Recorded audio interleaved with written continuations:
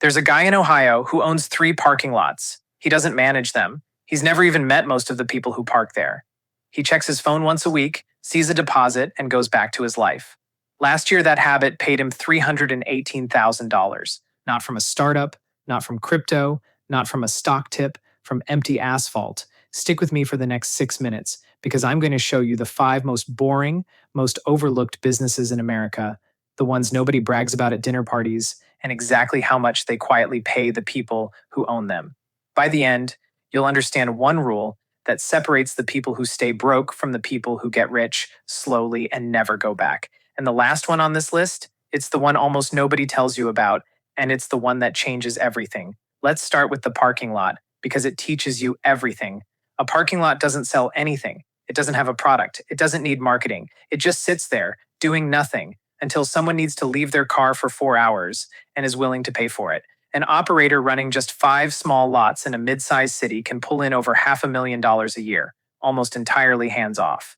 Here's the part that stings a little. That lot has been empty this whole time. Somebody else could have paid for the asphalt 5 years ago. They didn't because it looked boring. That's the first rule. The businesses that look the most boring are usually the ones with the least competition because nobody else wants to be caught doing them. Now, picture a vending machine sitting in the break room of a warehouse. It doesn't need a resume. It doesn't call in sick. It doesn't ask for a raise. One well-placed machine can quietly generate a few $100s a month in pure profit.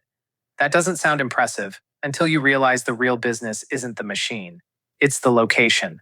One operator scaled to over 50 machines across a single city and hasn't personally refilled one in years. He just pays a route driver and collects the difference.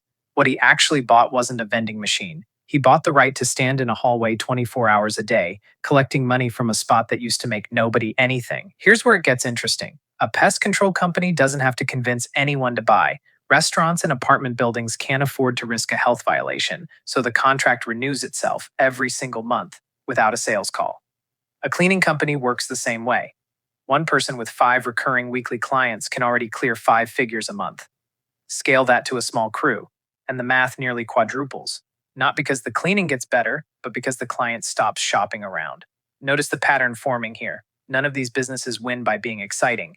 They win because the customer has to come back, whether they feel like it or not. Let me tell you about 2 people. Call them Marcus and Elliot. Marcus spent 3 years chasing the perfect idea, an app, a brand, something that would make him famous the moment it launched. He poured his savings into 6 different projects. Every one of them died competing against 1,000 other people with the exact same ambition. Elliot did something almost embarrassing by comparison. He bought a laundromat that had already been quietly running for 12 years. He didn't invent anything. He didn't reinvent anything. He just took over something that already worked. 2 years later, he added a bank of vending machines in a nearby gym. 4 years after that, the combined income let him leave his job for good. Marcus is still updating his resume. Elliot's laundromat is still washing clothes at 2 in the morning, without him in the building. The difference was never intelligence. It was never luck. Marcus was betting that something new would start paying him someday. Elliot bought something that was already paying and let it keep paying. So here's the rule I promised you. Before you chase any idea, ask yourself one question. Does this pay me once, or does it pay me every month? Selling a single service is a popsicle stand. You make money once, then you're back to zero chasing the next customer. A contract, a subscription, a machine, a lease. That's the popsicle cart. Someone else keeps buying on repeat without you convincing them all over again. That one filter eliminates almost every bad idea you'll ever consider and quietly points you toward the few that actually build wealth. The uncomfortable truth is this: nobody's stopping you from owning a parking lot, a vending route, or a cleaning contract right now. There's no secret degree required. The only thing standing between you and it is that it doesn't feel exciting enough to start. But exciting ideas make broke people busy. Boring ideas make ordinary people wealthy. Quietly, one deposit at a time.